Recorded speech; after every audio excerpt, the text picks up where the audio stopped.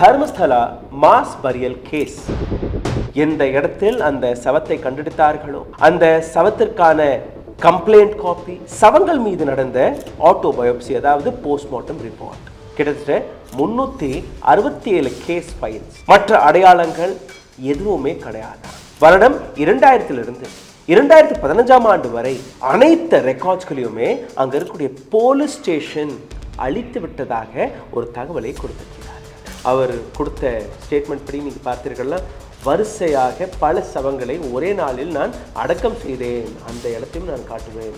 இதெல்லாம் தோண்டி கண்டுபிடித்து அந்த எலும்புக்கூடுகளை வைத்து எப்படி அதை ப்ரூவ் செய்வீர்கள்? அந்த culprits will escape killing, murder, rape, everything they have done.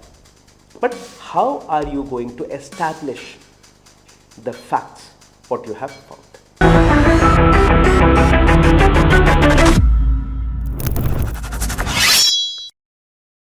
வணக்கம்.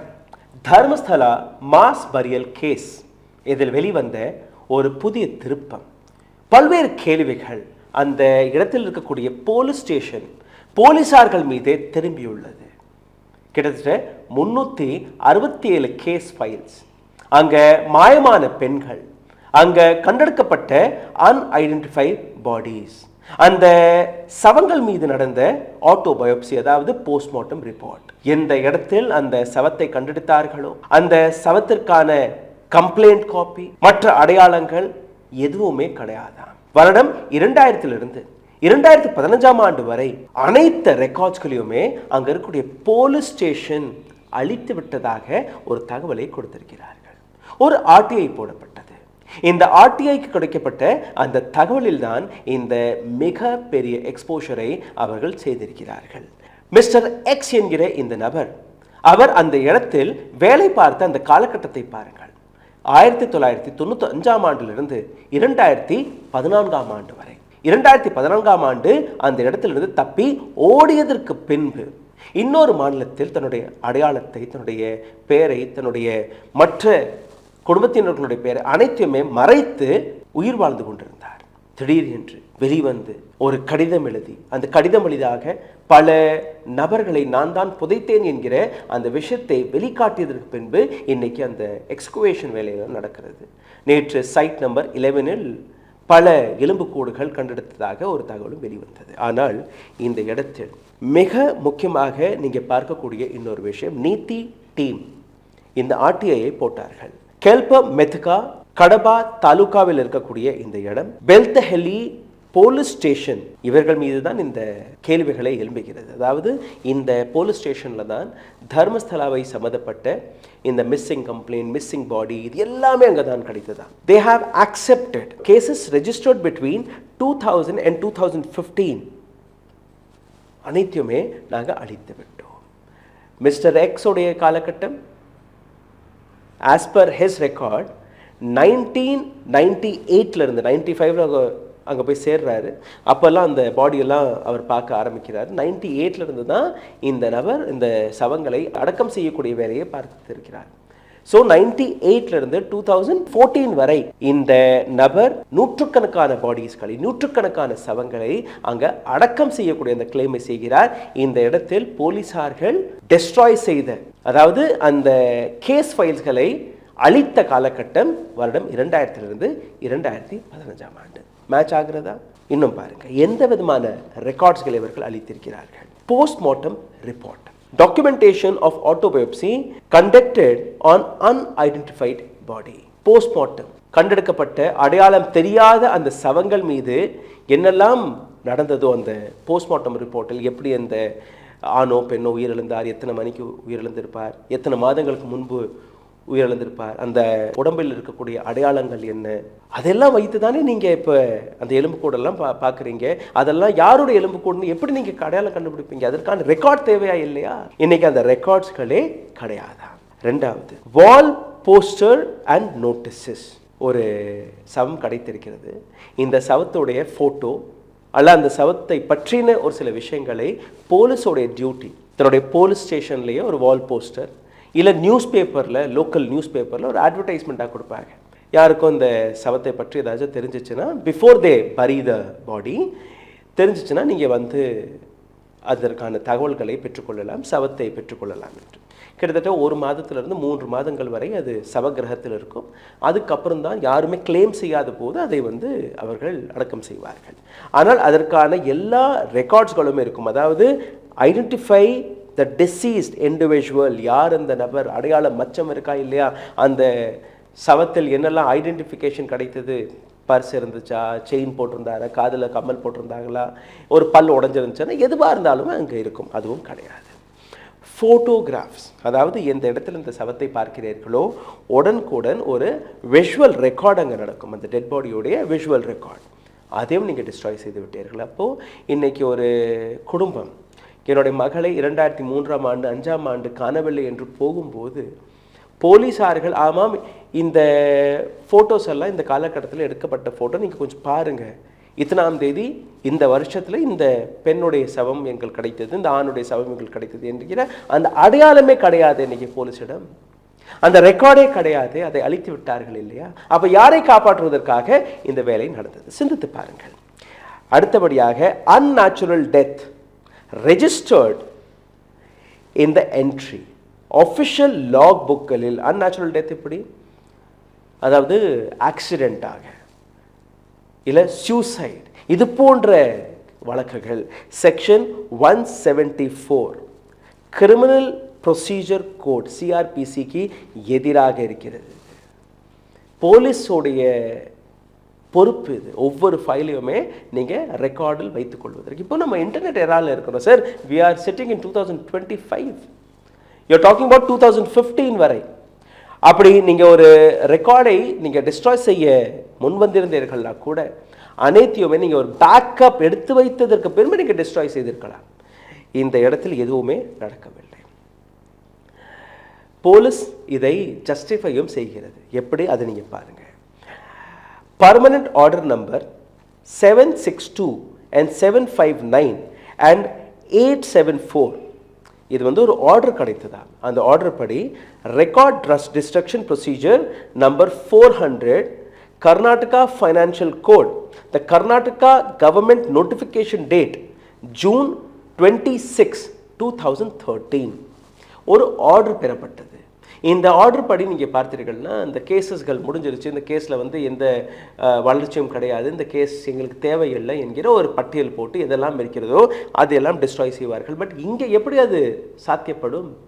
காணாமல் போன பெண்கள், காணாமல் போன குழந்தைகள், கண்டெடுக்கப்பட்ட அந்த சவங்கள், அதை பற்றி நீங்கள் எப்படி இவ்வளோ அலட்சியமாக இருக்க முடியும் என்று எனக்கு தெரியவில்லை. Police claimed the destruction was part of routine administrative process.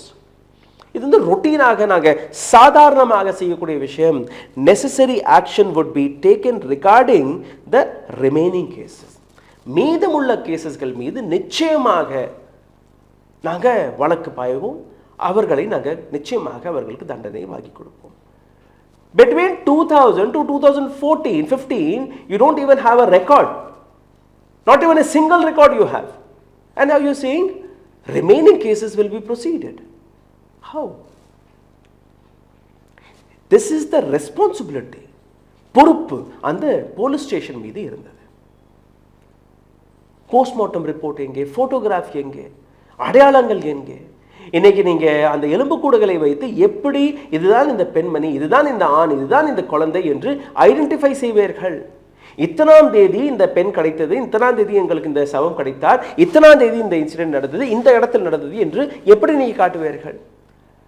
Mister X என்கிற இந்த நபர், அப்படிதான் இவரை கோட் வேர்டு மிஸ்டர் எக்ஸ், அந்த நபர் வெறும் சவங்களை மட்டும் தான் அடையாளம் கண்டுபிடித்து காட்டுகிறார். அவருக்கு யாரை அடக்கம் செய்தார், யாரை எரித்தார், அவருடைய பேர் என்ன, எதுவுமே அவருக்கு தெரியாது. அவருக்கு ஒரு சவத்தை கொடுப்பார்களாம், அந்த சவத்தை பெட்ரோல் ஊற்றி எரிக்க சொல்லுவார்களாம், இல்லை அந்த சவத்தை அடையாளமே தெரியாமல் அடக்கம் செய்யக்கூடிய வேலையை கொடுப்பார்களாம், இல்லை ஒரு சில இடங்களில் புதைக்க சொல்லுவார்களாம். இவ்வளவுதான். அந்த நபருக்கு வேறு எதுவுமே தெரியாது. How will you identify this is the person, this is the identification, this is the case? உங்கள்கிட்ட கிடையாது. But police is very smartly trying to justify them. இந்த ஆர்டிஐயில் நீங்கள் பார்த்தீர்கள் எப்படி ஓவர்லேப் ஆகுதுன்னு நீங்கள் பாருங்கள். டைம் ஃப்ரேம் பிட்வீன் 2000 to 2015, அதுதான் இவங்களுடைய டைம் ஃப்ரேம். இதற்கான அந்த 367 கேசஸ்கள், கேஸ் ஃபைல்ஸ்கள் இப்போ கிடையாது. Former sanitation worker Dharmasthala who is also claiming the same concerns. இந்த இடத்தில் இது எல்லாம் 1998ஆம் ஆண்டிலிருந்து 2014ஆம் ஆண்டு வரை நான் எப்பெல்லாம் இங்கே வேலை பார்த்தனோ அந்த காலகட்டத்தில் இந்த விஷயங்கள் நடந்ததை அவர் உறுதி செய்கிறார். அதே காலகட்டத்தில் எப்படி போலீசார்கள் அந்த டைம் ஃப்ரேமுக்கான கேசஸ்களை நீங்கள் மறைப்பீர்கள், அழிப்பீர்கள்? உங்களுக்கு புரிந்திருக்கும் என்று நம்புகிறேன். Lack of digitisation. இன்னைக்கு டிஜிட்டல் வேர்ல்டில் நாம் இருக்கிறோம். ஆர்டிஐ ஆக்டிவிஸ்ட் ஜெயந்த் ஒரு மிக முக்கியமான கேள்வியை எழுப்பி வைக்கிறார். என்ன? Police for failing to digitise these sensitive records, especially given Dakshina Karnataka advance digitisation infrastructure. Dakshin கர்நாடகாவிற்கு பட்ஜெட்டில் டிஜிட்டைசேஷனுக்காக ஒரு மிகப்பெரிய தொகையை ஒதுக்கி கொடுத்திருக்கிறார்கள். Use this money, use this fund, make everything digital. ஆனால் அந்த இடத்தில் இந்த ஃபைல்ஸ்களை டிஸ்ட்ராய் செய்யக்கூடிய வேலை பார்த்திருக்கிறார்கள். எந்த பேக்கப்பும் கிடையாது, எந்த ஜெராக்ஸும் கிடையாது, எந்த ஒரு ஃபோட்டோ கூட கிடையாது, ஒரு கேஸ் ஃபைலை கூட கிடையாது. லீகல் அண்ட் எத்திக்கல் வயலேஷன் எப்படி நடந்திருக்கு அது நீங்கள் பாருங்கள். லீகல் எக்ஸ்பர்ட்ஸ், சட்டங்களை மிக ஆழமாக படித்த நிபுணர்கள், அவர்களுடைய ஆர்குமெண்ட் நீங்கள் பார்த்தீர்கள்னா, destroying record of unnatural death violates the protocol requiring their preservation for public interest, particularly in cases involving potential crime activity. அதாவது ஒரு கேஸ் ஃபைலை ப்ரொடெக்ட் செய்யக்கூடிய வேலையை போலீசார்களுடைய கடமை, அவர்களுடைய கண்ட்ரோல். இது அதை அழிப்பது ஒட்டுமொத்த சட்டத்திற்கு எதிராக இருக்கிறது. violates the protocol. Karnataka Financial Code citing order are meant for routine administrative document.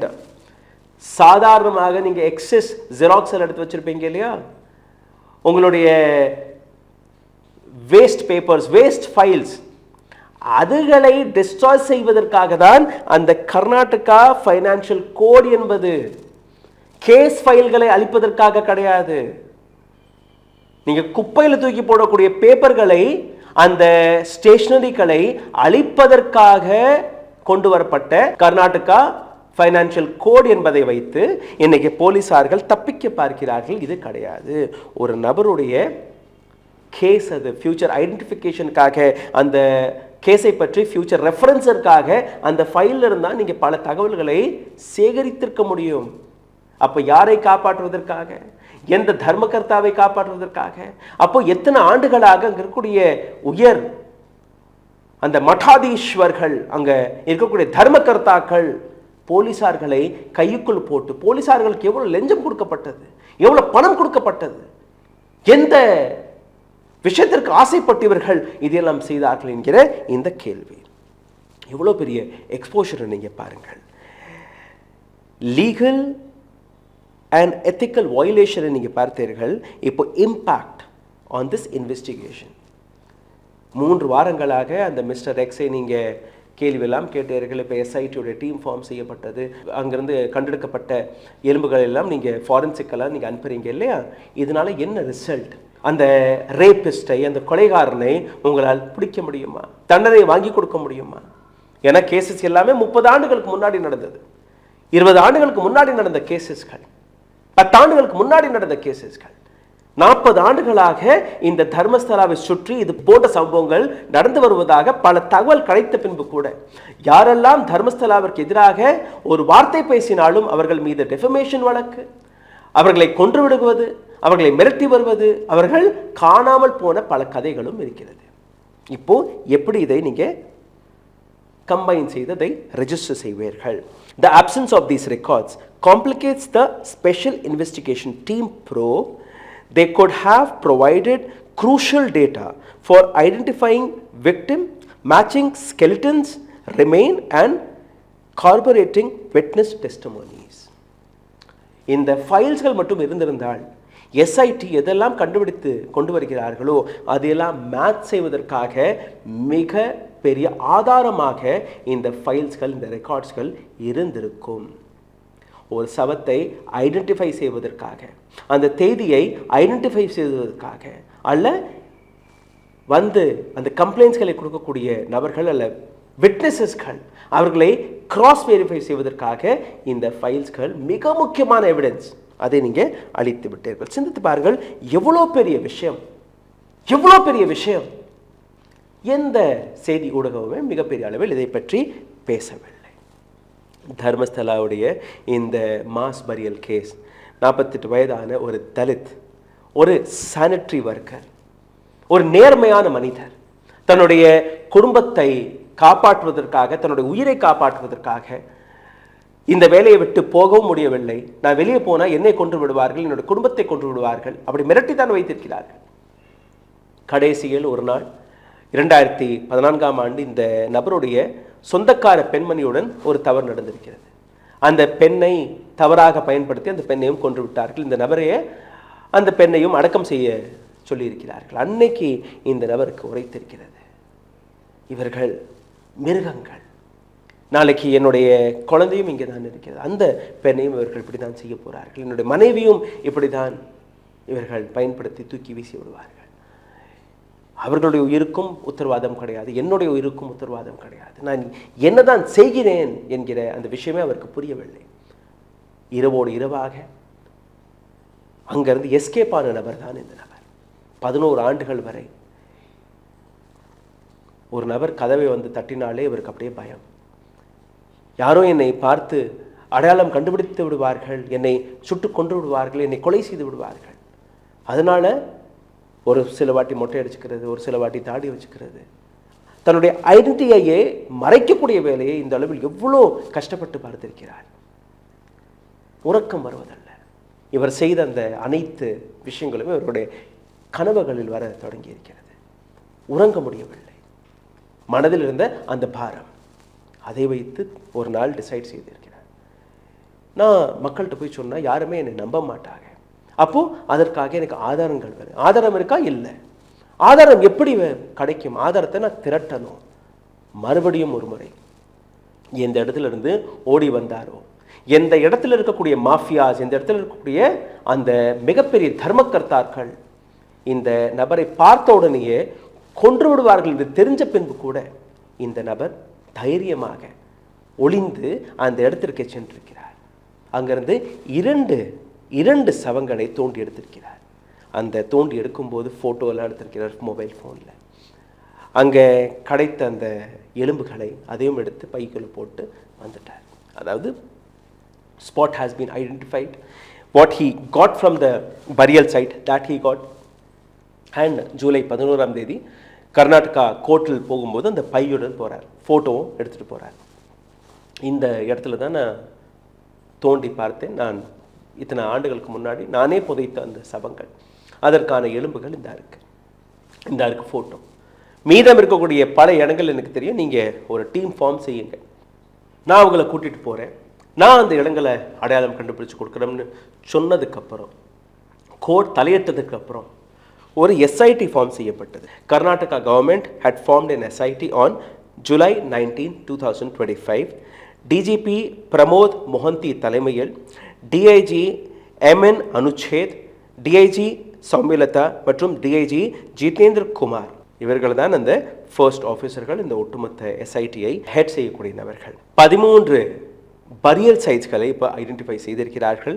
Netravati report இதில் நீங்கள் பார்த்தீர்கள்னா ஆகஸ்ட் 5ஆம் தேதி இன்னைக்கு வரை அங்கே கிட்டத்தட்ட ஒரு 15 இடங்களில் எலும்புக்கூடுகள் கிடைத்திருக்கிறது. இதில் ஸ்கல் கிடைத்திருக்கிறது, அதாவது முழு மண்டையோடு கிடைத்திருக்கிறது, ஒரு ஏடிஎம் கார்டு கிடைத்திருக்கிறது, ஒரு ப்ளவுஸ் பீஸ் கிடைத்திருக்கிறது, ஒரு புடவையோடைய ஒரு அவசேஷம் அங்கே கிடைத்திருக்கிறது. ஆர்டிஐ ஆக்டிவிஸ்ட் ஜெயந்த் ஃபைல் செய்த இந்த ரிப்போர்ட் படி நீங்கள் பார்த்தீர்கள்னா, விசில் ப்ளூவர் எந்த அளவில் உண்மைகளை கொண்டு வருகிறாரோ அந்த உண்மைகளை உறுதி செய்வதற்காக எந்த ஆதாரங்கள் தேவைப்படுமோ அந்த ஆதாரங்களையே போலீசார்கள் அழித்து விட்டார்கள். இப்போ இந்த வழக்கு எப்படி திரும்ப போகிறது என்று நீங்கள் பாருங்கள். இந்த வழக்கில் இருக்கக்கூடிய பல்வேறு உண்மைகள் அது எப்படி ப்ரூஃப் செய்ய போகிறார்கள் என்று யாருக்குமே தெரியவில்லை. லீகல் அண்ட் பப்ளிக் ரியாக்ஷன் அதை நீங்கள் பார்த்தீர்களா, சிஆர்பியோடைய ப்ரோட்டோகாலை நீங்கள் வயலேட் செய்திருக்கிறீர்கள், கேசஸ்களை அழித்து ஐடென்டிஃபிகேஷன்ஸ்களை வயலேட் செய்திருக்கிறீர்கள், அதை அழித்திருக்கிறீர்கள். இப்போ இந்த ஒட்டுமொத்த வழக்கு எப்படி திரும்ப போகிறது என்று நீங்கள் பார்க்க வேண்டும். சைட் நம்பர் 6 ஒரு சில அவிசேஷங்கள் கிடைத்தது. சைட் நம்பர் 11 ஒரு மிகப்பெரிய சக்ஸஸ் நேற்று கிடைத்தது. இப்போது சைட் நம்பர் 12 and 13 அவர் கொடுத்த ஸ்டேட்மெண்ட் படி நீங்கள் பார்த்தீர்கள்னா வரிசையாக பல சவங்களை ஒரே நாளில் நான் அடக்கம் செய்தேன், அந்த இடத்தையும் நான் காட்டுவேன், அது வந்து கடைசியில் அவங்க தோண்ட போகிறாங்க. இதெல்லாம் தோண்டி கண்டுபிடித்து அந்த எலும்புக்கூடுகளை வைத்து எப்படி அதை ப்ரூஃப் செய்வீர்கள்? அந்த culprits will escape, the criminals will escape. Anyways, they have been living a lavish life, doing all nonsense in their life, killing, murder, rape, everything they have done. But how are you going to establish the facts, what you have found? சிந்தித்து பாருங்கள், எவ்வளோ ஆழமான விஷயம், எவ்வளோ லைட்டாக இந்த போலீஸார்கள் பணத்திற்கு ஆசைப்பட்டு செய்திருக்கிறார்கள் என்று. இந்த வீடியோ உங்களுக்கு பிடித்திருந்தால் தயவு செய்து இதை பகிருங்கள். எங்களுடைய உழைப்பு உங்களுக்கு பிடித்திருந்தால் உங்களுடைய கருத்துக்களை கீழே கமெண்ட் பாக்ஸில் எழுதிவிடுங்கள். இதை தாண்டி எங்களை ஆதரவு கொடுக்கக்கூடிய நபர்கள் கீழே எழுதியிருக்கக்கூடிய UPI ID வழியாக உங்களுடைய ஆதரவை தெரிவிக்கலாம். நன்றி, வணக்கம். ஊடகம் கார்ப்பரேட் அரசியல்வாதிகளின் கைப்பாவையாக அடிமைகளாக இருந்தது போதும், இனி சாட்டை எடுத்து சுழற்றும் நேரம் வந்துவிட்டது. ஊடகம் பொதுமக்களாகிய உங்களுக்காக, உங்களாலேயே இயக்கப்பட வேண்டும். ஊடக சுதந்திரத்திற்காக உங்களின் பங்களிப்பை இன்றே அளித்திடுங்கள்.